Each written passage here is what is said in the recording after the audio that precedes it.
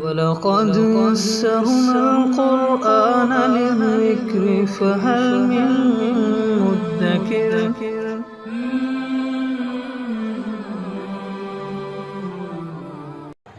سورہ قلم اعوذ باللہ من الشیطان الرجیم بسم اللہ الرحمن الرحیم نون والقلم وما یسطرون ما انت بنعمت ربک بمجنون وإن لك لأجرا غیر ممنون وإنك لعلى خلق عظیم فستبصر ويبصرون بأيكم المفتون ان ربک هو اعلم بمن ضل عن سبیلہ وهو اعلم بالمهتدین۔ سورہ قلم سے پہلے سورہ ملک تھی، جس کے اندر اللہ تعالیٰ کے وجود، اللہ کی توحید، اللہ کے علم اور قدرت کا اثبات اور منکرین اور معاندین کے لیے عذاب شدید کا بیان تھا۔ اس صورت کے اندر جو کفار اور معاندین کی طرف سے نبی پاک صلی اللہ علیہ وسلم کے اوپر طعن تھے، ان کا جواب اللہ تعالیٰ کی طرف سے دیا گیا ہے۔ اور بعض حضرات فرماتے ہیں کہ یہ سورہ قلم خاص طور پر اس کی جو ابتدائی 7 آیات ہیں، یہ بالکل ابتدائی زمانے کی ہیں اور یہ دوسری وحی ہے۔ اور اصل میں جب نبی پاک صلی اللہ علیہ وسلم نے دعوت حق پیش کی ہے اپنی قوم کے سامنے، تو قوم نے آپ علیہ السلام کو مجنون کہا، نعوذ باللہ دیوانہ کہا۔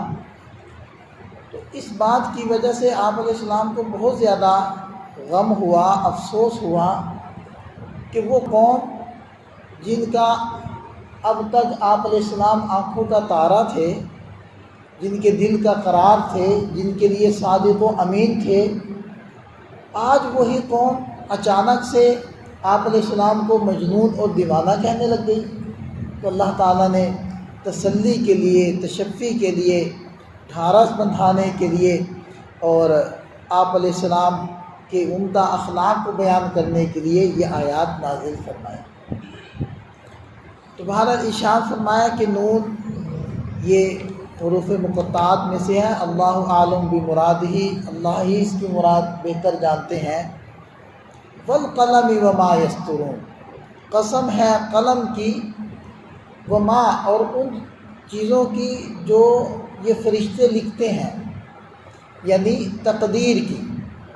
حدیث پاک کے اندر آتا ہے کہ اللہ تعالیٰ نے سب سے پہلے اپنے مخلوقات میں سے قلم کو پیدا فرمایا اور فرمایا کہ لکھ۔ اس نے عرض کیا کہ اللہ کیا لکھوں؟ فرمایا کہ تقدیر لکھو۔ تو جو کچھ ہوگا ابد تک اس سب کو قلم نے لکھ دیا۔ اور ایک حدیث پاک میں آتا ہے کہ اللہ تعالیٰ نے آسمان زمین کے پیدا ہونے سے 50,000 سال پہلے تقدیر کو لکھ دیا۔ ٹھیک ہے جی۔ تو قسم ہے قلم کی اور اس کی جو یہ فرشتے لکھتے ہیں، یعنی تقدیر کی۔ اور اس میں اشارہ ہو گیا کہ جو ذات نبی پاک صلی اللہ علیہ وسلم کی ہے، آپ علیہ السلام کے اوپر جو طعن کیا جا رہا ہے، آپ علیہ السلام اس طعن سے پاک، مبرہ اور صاف ہیں۔ اور اسی طرح قلم سے مراد عام قلم بھی ہو سکتا ہے، اور جو وما یسطرون اور اس کی جو لوگوں نے لکھا ہے، یعنی کہ تاریخ انسانیت کے اندر جو کچھ لکھا گیا اس کی قسم، یعنی اشارہ اس بات کی طرف ہو رہا ہے کہ تم جس ہستی کو مجنون کہہ رہے ہو، دیوانہ کہہ رہے ہو، ذرا تاریخ انسانیت پر توجہ تو ڈالو۔ ایسی صفات والی ذات، ایسی کامل العقل، کامل البصیرت ذات کہ جو کائنات میں دیکھی نہیں ہے، نسل انسانی کو کبھی نصیب نہیں ہوئی، کبھی تاریخ انسانی کے اندر ایسی ہستی کو مجنون بھی کہا گیا ہے، مجنون بھی سمجھا گیا ہے۔ تو آگے ارشاد فرمایا کہ ما انت بنعمت ربک بمجنون، آپ اپنے رب کی فضل سے، اپنے رب کی انعام سے، نعمت سے آپ مجنون نہیں۔ اور اشارہ ہے کہ جس کے اوپر رب کا فضل ہو، رب کی نعمت ہو، بھلا وہ بھی مجنون ہو سکتا ہے؟ آپ پر تو رب کا فضل ہے۔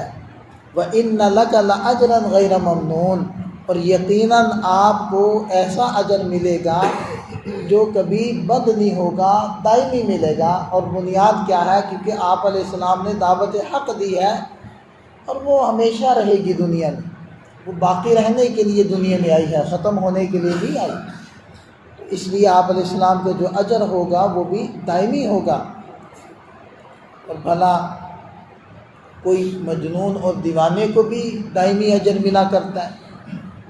اور وَإِنَّكَ لَعَلَىٰ خُلُقٍ عَظِيمٍ، آپ تو بڑے اعلیٰ اخلاق پر ہیں، بڑے اعلیٰ اخلاق کے مالک ہیں۔ نبی پاک صلی اللہ علیہ وسلم نے ارشاد فرمایا بُعِثْتُ لِأُتَمِّمَ مَكَارِمَ الْأَخْلَاقِ، میں تو اس لیے بھیجا گیا تاکہ عمدہ اور اعلیٰ اخلاق کو مکمل کروں۔ بھلا وہ ہستی کہ جنہوں نے کبھی کسی کو گالی نہیں دی، کبھی بازاروں میں شور نہیں مچایا، کبھی کسی کے ساتھ بدتمیزی نہیں کی۔ حضرت انس رضی اللہ عنہ کہتے ہیں کہ میں نے 10 سال نبی پاک صلی اللہ علیہ وسلم کی خدمت کی، نہ کبھی چھڑکا، نہ کبھی مارا، نہ کبھی یہ فرمایا کہ تم نے یہ کام کیوں نہیں کیا، نہ کبھی یہ ارشاد فرمایا کہ تم نے یہ کام کیوں کیا۔ ایسی ہستی کہ جن کے ہاتھ سے، جن کی زبان سے کبھی کسی کو تکلیف نہیں پہنچی، ایسی ہستی کہ جنہوں نے ہمیشہ معاف کیا، اپنے جانی دشمنوں تک کو معاف کیا۔ بھلا ایسی ہستی، ایسی عمدہ اخلاق والی ذات، کیا وہ بھی مجنون ہو سکتی؟ اور اصل میں دیکھیں مجنون کہنے کی بنیاد کیا کہ ایک تو آپ علیہ السلام یہ ارشاد فرما رہے ہیں کہ میرے اوپر وحی آئی، میرے اوپر فرشتہ اللہ کا پیغام لے کر آیا۔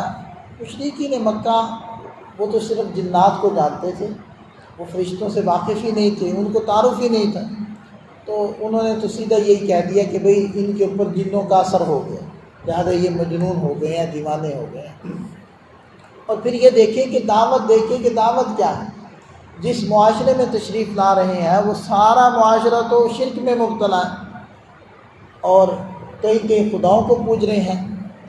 اب ان سب کے مقابلے میں توحید کی دعوت، اچھا جو مذاہب موجود تھے، اگر عیسائیت موجود تھی تو وہ شرک کے قائل تھے، حضرت عیسیٰ علیہ السلام کو اللہ تعالیٰ کا بیٹا کہتے تھے اور خدا کہتے تھے، اور یہودی وہ حضرت عزیر علیہ السلام کو اللہ تعالیٰ کا بیٹا کہتے تھے، وہ بھی شرک کے قائل تھے۔ تو جس معاشرے میں تشریف لا رہے ہیں، جس قوم میں تشریف لا رہے ہیں، وہاں شرک ہی شرک ہے، تو ان سب کے مقابلے میں ایک ایسی دعوت دی کہ جو سب کی مخالفت مول لینے کے مترادف تھی، اس اعتبار سے بھی انہوں نے مجنون کہہ دیا۔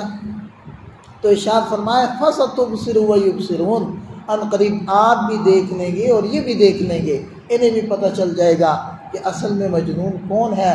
بِأَيِّكُمُ الْمَفْتُونُ، کہ تم میں سے مجنون ہے کون حقیقی۔ إِنَّ رَبَّكَ هُوَ أَعْلَمُ بِمَنْ ضَلَّ عَنْ سَبِيلِهِ، یقیناً آپ کا رب وہ خوب جانتا ہے اس کے بارے میں جو اس کے راستے سے بھٹک گیا، وَهُوَ أَعْلَمُ بِالْمُهْتَدِينَ، اور ہدایت یافتوں کو بھی وہ خوب جانتا ہے۔